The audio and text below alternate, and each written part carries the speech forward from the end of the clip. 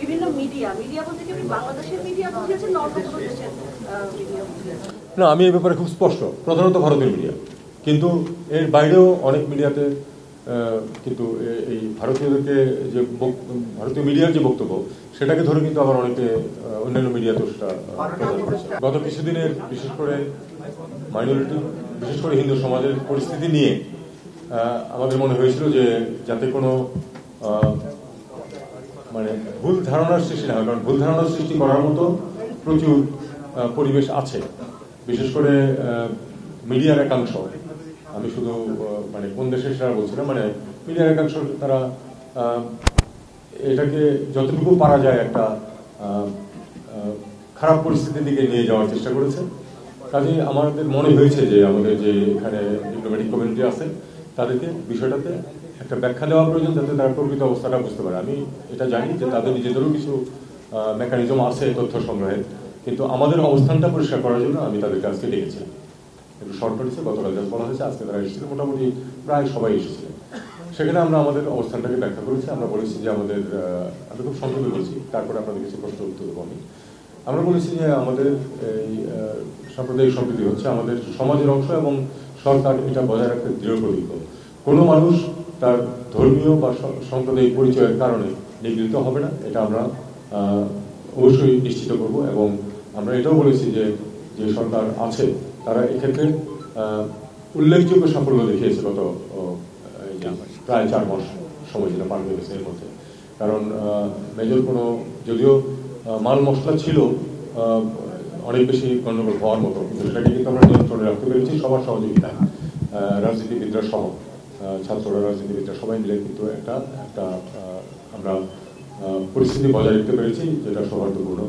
বিশেষ করে একটা এত বড়, তারপর এত বড় একটা অনুষ্ঠান ছিল দুর্গাপূজা, সেটা পার হয়েছে অত্যন্ত শান্তিপূর্ণভাবে এবং শান্তিপূর্ণভাবে এবং কোনো ধরনের কোনো মিসঅ্যাপ ছাড়া।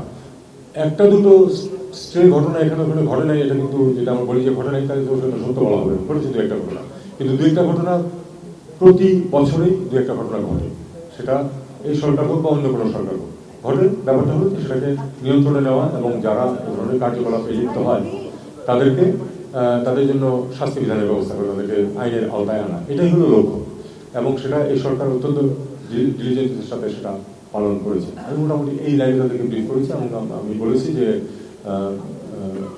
মানে এটাকে ফ্লেয়ার আপ করে দেওয়ার এবং একটা বাংলাদেশ খুব একটা সাম্প্রদায়িক খারাপ অবস্থার ভিতর দিয়ে যাচ্ছে এরকম একটা পরিস্থিতি সৃষ্টির অভ্যন্তরীণ এবং দেশের বাইরে প্রচেষ্টা আছে।